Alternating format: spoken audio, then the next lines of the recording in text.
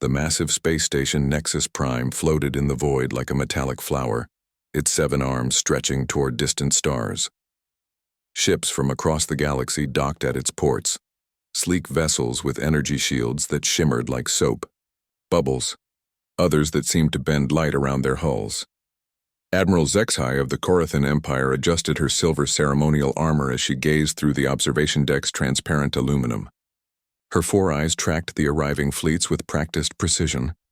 The Galactic Council's emergency session had drawn representatives from every major civilization. "They're late," she muttered, her translator converting her clicking speech into standard Galactic. Captain Velnar, her aide, consulted his holographic display. "The human delegation's ship just dropped out of hyperspace, Admiral. They're requesting docking permission." Zexhai's mandibles clicked in amusement. Finally. I was beginning to think they'd decided not to show. Through the viewport, a shape emerged from the swirling colors of a closing hyperspace rift. The assembled aliens pressed closer to the windows, and a collective gasp echoed through the observation lounge. The human ship was wrong. Where every other vessel gleamed with polished metal and energy fields, the human craft looked like it had been assembled in a scrapyard. Its hull was a patchwork of different materials: steel plates, ceramic tiles, and what appeared to be crude welding seams. Massive chemical rockets jutted from its rear like ancient torches. "By the 7 moons," whispered Ambassador Quill of the Ethereal Collective, her translucent form shimmering with embarrassment for the humans. "Are they serious?" The ship, if it could be called that, lurched through space with visible effort. Black smoke puffed from various ports and several lights flickered ominously along its hull. It looked like it might fall apart at any moment. "Primitive," sneered General Krax of the Hegemony, his reptilian features twisting in disgust. "I've seen cargo haulers with better construction." But Admiral Zexhai remained silent, her tactical mind noting something others missed. Despite its crude appearance, the ship moved with purpose. Its docking approach, while unorthodox, was flawlessly executed. Inside the approaching vessel, Captain Sarah Chen sat in a command chair that looked like it belonged in a 20th century submarine. Banks of analog gauges and mechanical switches surrounded her, maintained by a crew that operated with military precision despite their seemingly outdated equipment. "Docking in 2 minutes, Captain," reported Lieutenant Rodriguez from the navigation station. His console sparked occasionally, but his voice remained steady. "Artificial gravity stable," called out Chief Engineer Patel from behind a panel of jury-rigged components. "Though I can't promise it'll stay that way for long." Sarah smiled, grimly. "It just needs to hold together long enough."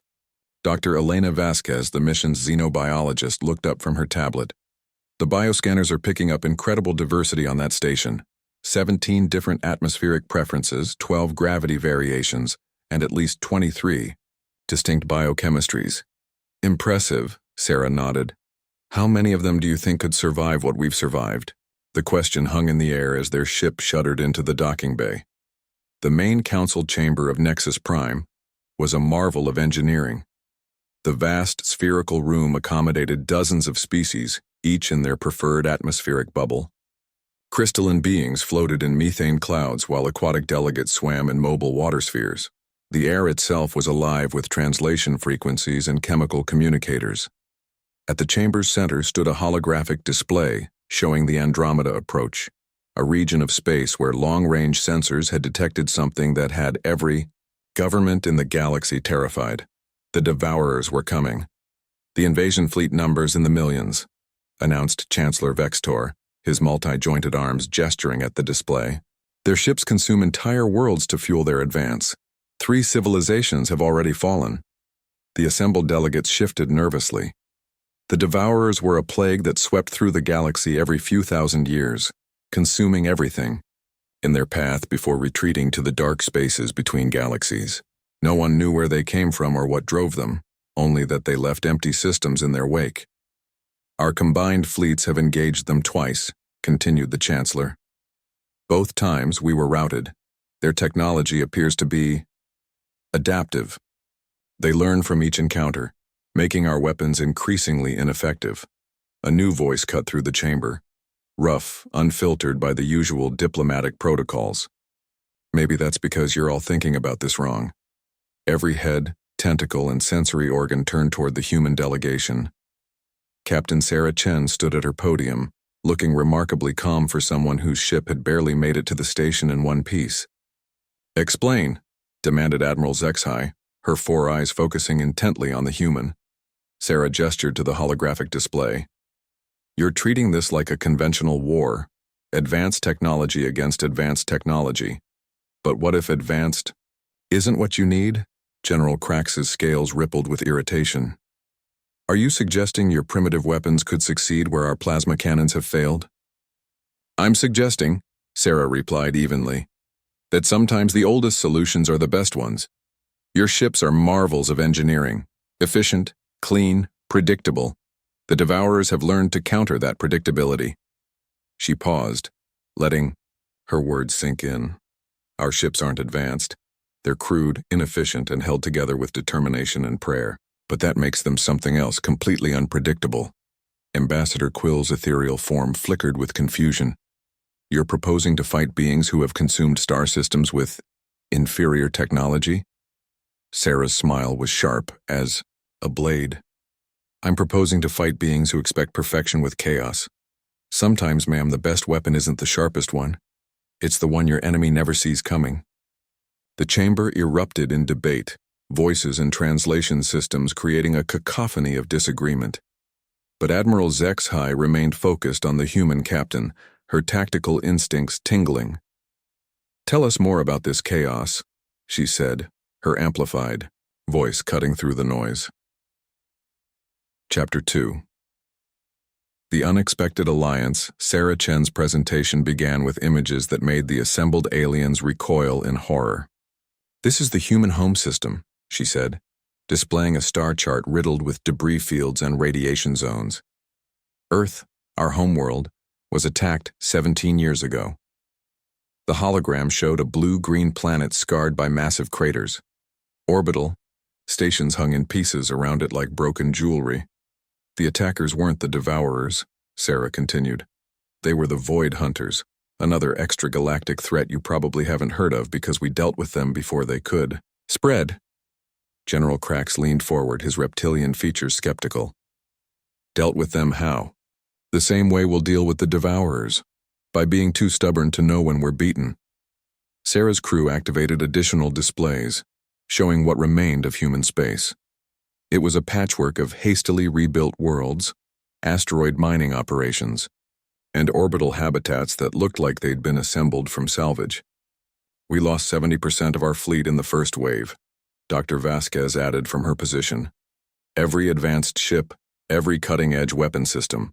The Hunters' technology was simply superior." "Then how did you survive?" asked Ambassador Quill. "Chief," Engineer Patel stepped forward, his uniform bearing the scars of countless repair jobs. "Because we stopped trying to out-tech them. We started out-thinking them." The display shifted to show human vessels that looked even more ramshackle than the one that had brought them here. Ships covered in additional armor plating, bristling with weapon systems that seemed to belong to different eras of technology. "Kinetic weapons," Sarah explained. "Chemical explosives, nuclear warheads. Technology so primitive that the Hunters' adaptive systems couldn't process it fast enough." Admiral Zexhai's mandibles clicked thoughtfully. "You used obsolete weapons?" "Obsolete to you," Lieutenant Rodriguez interjected from his position at the portable console they'd brought. "To us, they were everything we had left, and they worked." The humans began displaying tactical recordings from their war, grainy, static-filled videos that showed their crude ships engaging sleek hunter vessels. The alien technology was clearly superior, but there was something mesmerizing about watching. The human ship simply refused to die. One particular clip showed a human destroyer, half its hull blown away, using its own atmospheric breach as a weapon, venting crew compartments to create unpredictable thrust vectors while firing crude projectile weapons at point-blank range. "Impossible," breathed General Crax. "That ship should have been destroyed." "Should have been," Sarah agreed. "But the crew decided it wasn't done fighting yet. That's the difference between your approach and ours. Your ships are designed to be perfect. Ours are designed to keep working even when they shouldn't. Chancellor Vextor's insectoid form trembled slightly. You're proposing we abandon our technological advantages? I'm proposing we complement them, Sarah corrected. Your weapons are sophisticated, but sophistication can be predicted. Our weapons are crude, but chaos is harder to adapt to. She gestured to her crew. Every one of these people has kept equipment running with improvised parts, creative engineering, and sheer bloody-mindedness. Our ships don't just carry weapons. They are weapons. Every system can be overloaded. Every component can be repurposed. Every failure can become an attack. Dr. Vasquez activated another display, showing biological scans of the crew. We've also been exposed to more radiation, toxic atmospheres, and environmental hazards than most species encounter in their entire evolutionary history. We're not just mentally adaptable, we're physically resilient. The assembled delegates were beginning to look uncomfortable. The human presentation was painting a picture of a species that had survived by embracing everything that civilized societies tried to avoid: chaos, risk, and creative destruction. You're describing warfare as improvisation, Admiral Zexhai observed. Exactly, Sarah nodded. And improvisation is something artificial intelligences and adaptive technologies struggle with. They can process known variables, but they have trouble with genuine randomness. She paused, meeting the eyes of delegates across the chamber. The Devourers are coming, and they're expecting to face the same kind of advanced, predictable resistance they've encountered before. Instead, I propose we give them something they've never seen: a fleet that refuses to follow the rules. General Crax's scales rippled with what might have been grudging respect. And if your chaotic approach fails? Sarah's smile was grim. Then we'll fail in a way that's so unexpected, it might just work. The chamber fell silent as the implications sank in. The humans weren't proposing a battle plan. They were proposing a completely different philosophy of warfare. There is one problem, Chancellor Vextor said finally. Time. The Devourers will reach the outer systems in 6 standard months. Even if we accept your proposal, how do we implement it across dozens of different military traditions? Sarah exchanged glances with her crew. This was the moment they'd been preparing for. We don't, she said. We teach you to think like us, and you teach us to fight like you. Combined operations, advanced technology directed by adaptive thinking. Chief Engineer, Patel stepped forward again. We'll share our retrofit techniques, our improvisation protocols, our jury-rigging methods. In return, you give us access to your manufacturing capabilities and energy systems. A hybrid approach, Admiral Zexhai mused. Chaos constrained by precision. Precisely, Sarah agreed. The question is, are you willing to get your hands dirty? The vote was closer than anyone expected. When the holographic tally appeared, it showed a narrow majority in favor of the human proposal, but only barely. As the session adjourned, Admiral Zexhai approached the human delegation. Captain Chen, she said, her 4 eyes studying the smaller human. I voted for your proposal, but I need to know, are you certain this will work? Sarah met her gaze steadily. Admiral, I've never been certain of anything in my life, but that's never stopped me from trying. The Corathan Admiral's mandibles clicked in what might have been laughter. Then we understand each other perfectly. Chapter 3. The Chaos Engine. The transformation began immediately.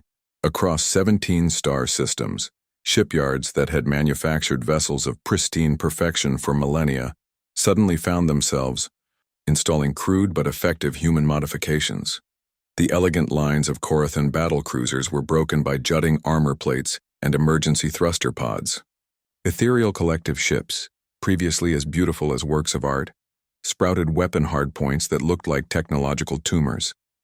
At the primary construction facility orbiting Kepler Station, Chief Engineer Patel stood in what had once been a sterile manufacturing bay, now filled with the organized chaos of human engineering philosophy. No, he called out to a team of Corathan technicians. You're thinking too cleanly. Look."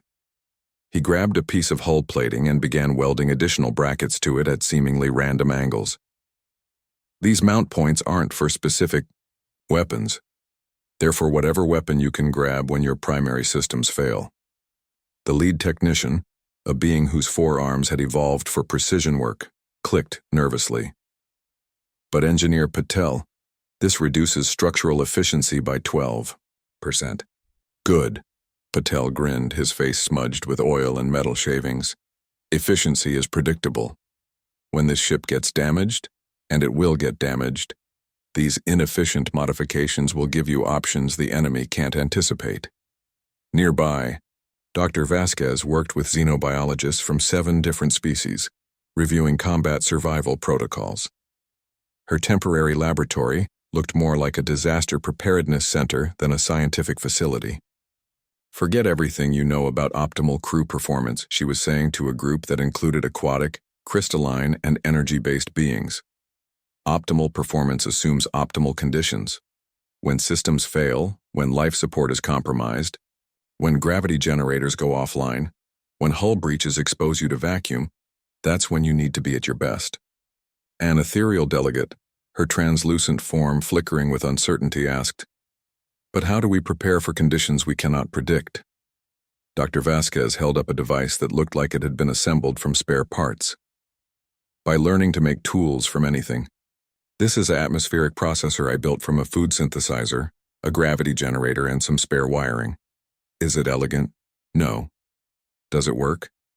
Absolutely." The transformation wasn't just technical, it was philosophical. Species that had spent centuries perfecting their military doctrines were learning to embrace controlled chaos. Admiral Zexhai found herself in the strangest briefing of her career, held in a conference room that looked like it had been hit by a hurricane. Captain Chen stood before a tactical display that showed fleet formations that violated every principle of organized warfare. Traditional fleet doctrine emphasizes formation integrity, Sarah was explaining to a group of admirals and generals from across the galaxy. Ships maintain optimal spacing, follow predetermined patterns, execute coordinated maneuvers. It's beautiful, it's efficient, and it's exactly what the Devourers expect. She gestured to the chaotic formations on the display. Instead, we're going to fight like a bar brawl in space.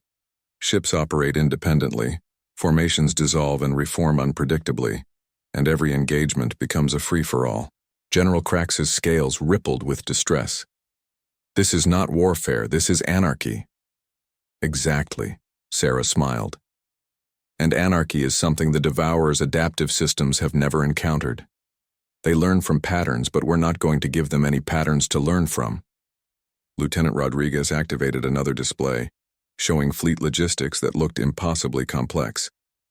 Every ship becomes a mobile repair station. When one vessel is damaged, others don't retreat to safe distance. They move in closer, sharing resources, transferring crew, even physically connecting to provide support. "Like a hive mind," observed a delegate from the collective intelligence. "More like a pack," corrected Dr. Vasquez.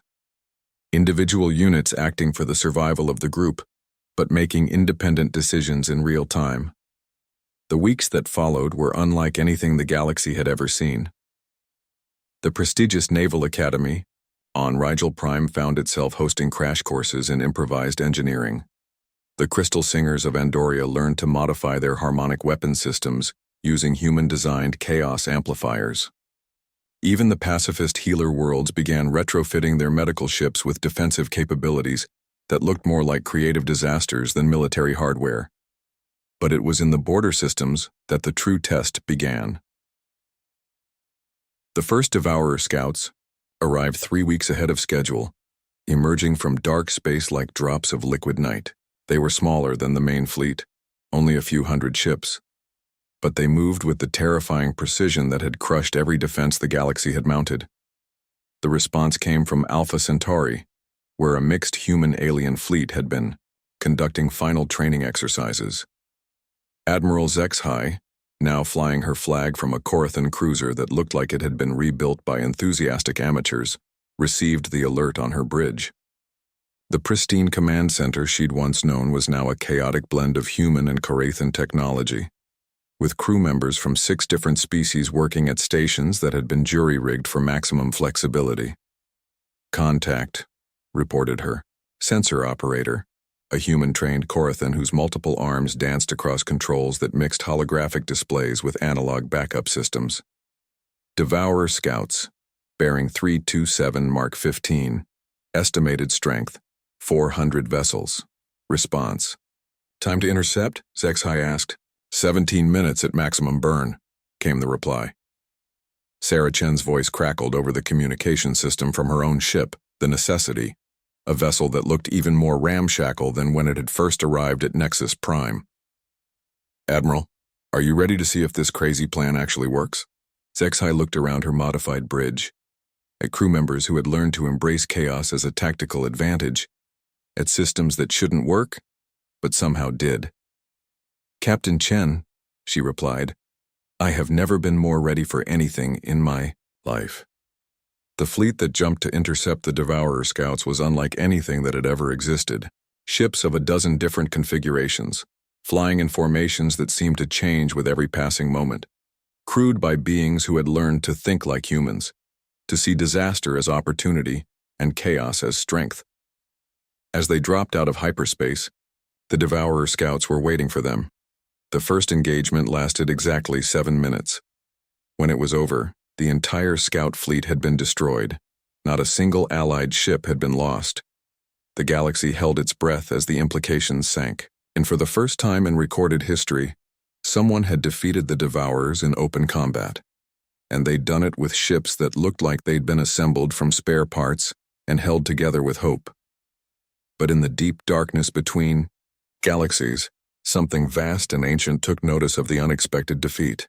The main Devourer fleet began to accelerate, and intelligence beyond organic comprehension began adapting to a new kind of warfare. The real test was still coming. Chapter 4. The Hour of Chaos. The main Devourer fleet emerged from dark space like a nightmare made manifest.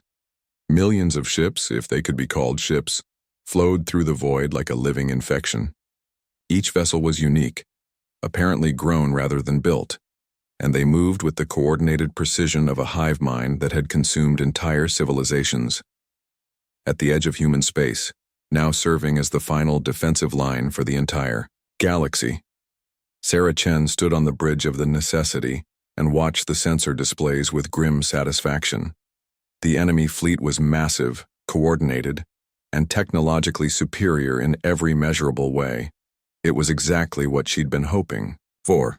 "Fleet status report," she called out.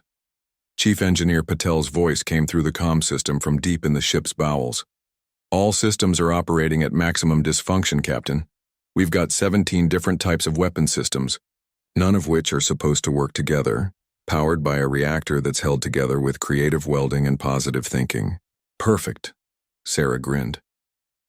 "Admiral Zexhai, how are your people holding up?"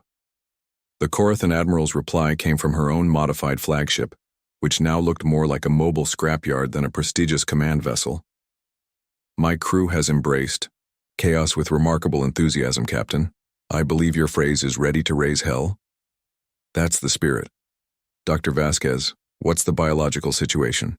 From her position at the combined xenobiology and tactical station, Dr. Vasquez looked up from readings that showed the diverse physiology of their fleet. "We've got crew members from 43 different species, all of whom have learned to operate in environmental conditions that should be lethal. If anyone can survive what's coming, it's this group." The combined fleet was a sight that would have horrified military strategists from any previous era. Ships of wildly different designs flew in formations that seemed to change randomly. Corathan battle cruisers had been welded to ethereal energy weavers, creating hybrid vessels that looked like cosmic accidents. Human destroyers flew in close formation with Crystal Singer Harmony ships, their crews cross-trained to operate each other's equipment. And at the center of it all was the human command philosophy. When everything goes wrong, make it go wrong in your favor. "Incoming transmission," reported Lieutenant Rodriguez. "It's something I've never seen before." The main display activated, showing a face that wasn't quite a face, features that shifted and flowed like liquid metal, eyes that held the cold, intelligence of something that had witnessed the birth and death of entire galactic clusters. "We are the Devourers," the voice said, carrying harmonics that seemed to resonate in dimensions beyond normal space. "We have consumed the builders of your ships, the creators of your weapons, the architects of your defenses. You cannot surprise us with what we have already absorbed." Sarah stepped forward, her crude uniform a stark contrast to the cosmic entity on the screen. "That's where you're wrong," she said calmly. "You've consumed civilizations that were advanced, organized, and predictable. You've never faced anyone stupid enough to fight a galactic threat with duct tape and determination." The entity's features shifted, displaying what might have been confusion. "Your vessels are primitive.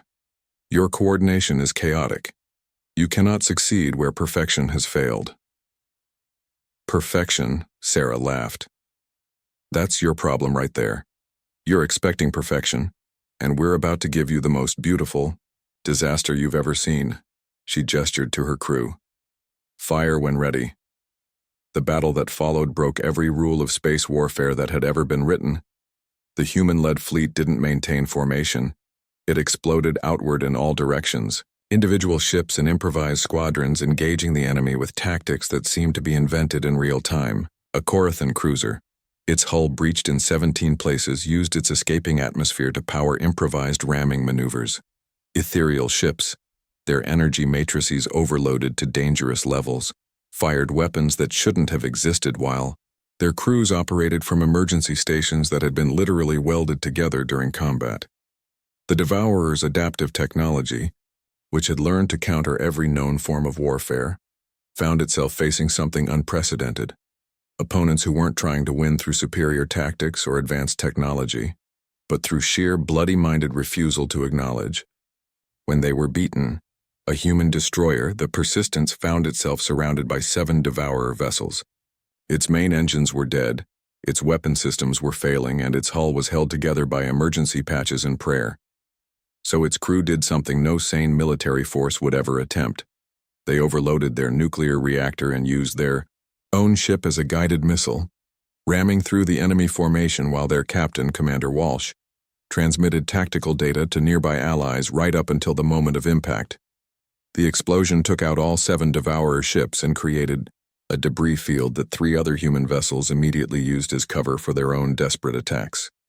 Admiral Zexhai, watching from her command bridge as her own ship literally fell apart around her, felt something she had never experienced in decades of military service: pure, exhilarating chaos. "Engineering? I need more power to the forward weapons," she called. "Out." Chief Engineer Patel's voice came back, stressed but determined. "I can give you power, Admiral, but I have to reroute it through the galley, the recreational facilities, and what used to be the port bathroom." "Do it." Her ship shuddered as improvised power conduits carried energy loads they were never designed to handle. Lights flickered, gravity fluctuated, and somewhere in the distance an alarm was screaming about catastrophic system failures. The weapons fired anyway. Across the battlefield, similar scenes played out as thousands of crews embraced the human philosophy of making impossible things work through determination and creative engineering. Ships that should have been destroyed continued fighting. Weapons that should have failed kept firing. Crew members from species that had never worked together operated each other's equipment with training that consisted of enthusiasm and desperate need. The Devourers, for the first time in their existence, began to retreat. Not because they were outgunned, their firepower was still superior. Not because they were outnumbered, their fleet was still larger. They retreated because their adaptive systems, designed to learn from patterns and counter known strategies, couldn't process the sheer randomness of what they were facing. How do you adapt to opponents who don't follow their own rules? How do you counter tactics that are invented during combat? How do you predict the behavior of crews who have been trained to see system failures as opportunities? As the surviving Devourer ships withdrew toward the galactic rim, Sarah Chen stood on the bridge of her battered vessel and looked out at a fleet that had won through methods no military academy had ever taught. "Status report," she called out. The responses came from across the fleet, 17 ships lost, but 43 disabled vessels back in operation thanks to field repairs. Casualty reports show remarkable survival rates. Turns out training for worst-case scenarios really works. Enemy fleet retreating at maximum velocity. Long-range sensors show they're heading back toward intergalactic space. Sarah nodded, then opened a fleet-wide communication channel. Ladies, gentlemen, and beings of various other categories, she began. Congratulations. You just did something that was completely impossible. You fought a superior enemy with inferior equipment and won through the simple expedient of being too stubborn to lose. Cheers echoed across the communication system, transmitted in dozens of languages and several forms of energy.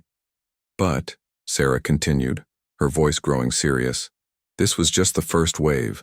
The Devourers will be back, and next time they'll be prepared for our particular brand of chaos. So we need to get better at being unpredictable. Admiral Zexhi's voice cut in. Captain Chen, speaking for the Galactic Council, I believe we're ready to learn everything you can teach us about creative disaster. Dr. Vasquez laughed from her station. In that case, Admiral, welcome to the human approach to problem solving. If it's not broken, break it in an interesting way. If it is broken, make it work anyway.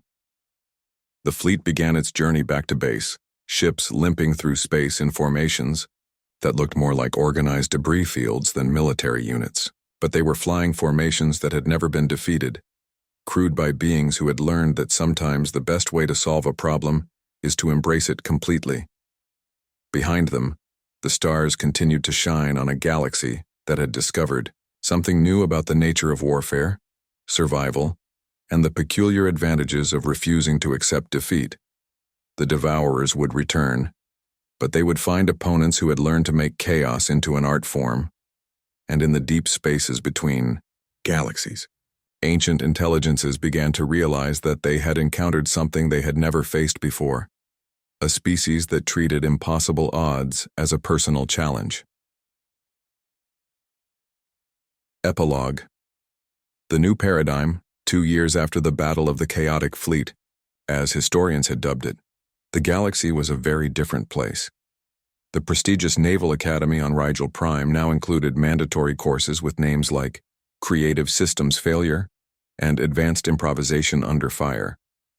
The sterile, perfect training facilities had been replaced with obstacle courses that seemed designed by particularly sadistic engineers, which in fact, they had been.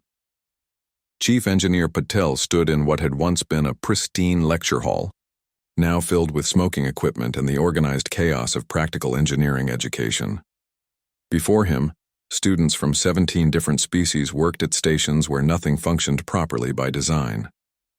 Remember, he called out over the sound of overloading systems and creative cursing in multiple languages, the goal isn't to make it work perfectly.